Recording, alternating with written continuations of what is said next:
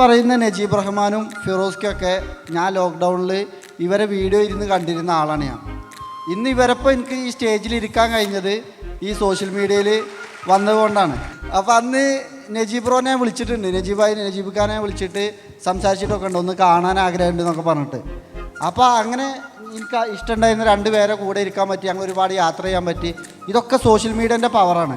ഇപ്പം ഞാൻ first video എടുത്തപ്പോൾ ഇന്നെ ചെക്കന്മാർ, എൻ്റെ സുഹൃത്തുപ്പോൾ അവിടെ ഉണ്ട്, അവരൊക്കെ വന്നിട്ട് എന്നെ കളിയാക്കും, ഹായ് ഫ്രണ്ട്സ്. ഞാൻ ഹായ് ഫ്രണ്ട്സ് കണ്ടാ തുടങ്ങുക.